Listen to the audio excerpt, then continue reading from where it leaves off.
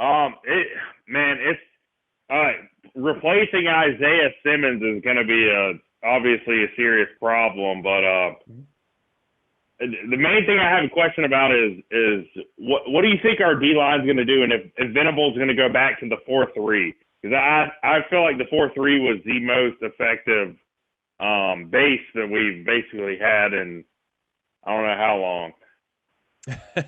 Yeah, I actually totally agree with you. I think Venables will mostly go back to the 4-3 defense as a base. I think what happened last year, and it's kind of going to get really interesting because we all know, what a great coordinator Brent Venables is, and that he was able to and forced to really go to kind of a three-man front and get those odd fronts, get those different looks. And I mean, Clemson was able to create some good pressure, especially with Isaiah Simmons, in that regard. So what I think is going to happen this year is he's not going to kind of completely put that away and lock it in the safe.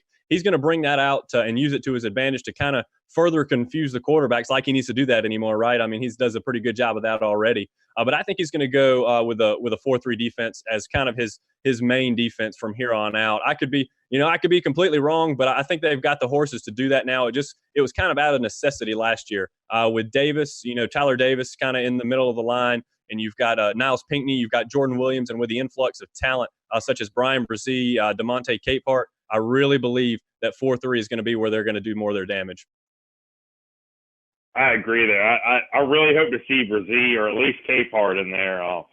Yeah, I feel like last year, I mean, obviously Venables did the best with what he had, but it was almost like a guessing game. When you're bringing pressure from the outside or the linebackers, you always leave a hole. So if you have to guess right, I mean, so often though that it felt like that one big play here or there, like we gave up a lot, if that makes sense. Yeah, we didn't get a lot of pressure with that. I mean, especially the three-man rush, obviously.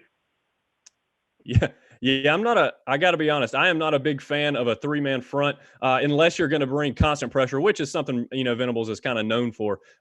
Anytime, it's 3rd and long, 3rd and 10, 3rd and 15, a lot of defensive coordinators will want to bring three and drop another guy into coverage, and I absolutely hate that philosophy. You can ask my father-in-law. He watches games with me all the time, and I'm constantly complaining about that because you get no pressure on the quarterback. I don't care if you have 10 DBs in the backfield, okay? Somebody is going to be open if you don't get any pressure on the quarterback. So I'm all for bringing pressure. And I think with the 3-4 or with the 3-3-5, which Venables was running, he brought consistent pressure, which kept him guessing, and they were able to get some pressure throughout the year. But I think with the 4-3 and able to kind of get Xavier Thomas and Justin Foster out of some of those double teams they were going against last year, I really believe they're going to get more pressure on the quarterback.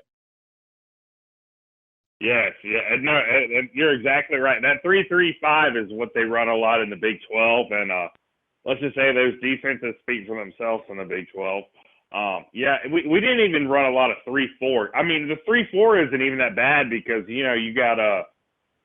have these linebackers who can come out of nowhere and bring pressures, and it's basically like a 4-3. Like if you're constantly rushing one edge linebacker and you don't know where it's coming from, but that 3-3-5 we were running. It just, I know they're outside guys, but man, it takes a while for them to get to the quarterback because they're so far off of them, Right, exactly. They really have to time the blitz perfect. Yep. Well, I appreciate y'all taking my call, and hope to catch a Clemson game with you guys sometime. Yeah, that'll be great. I appreciate the call, my friend.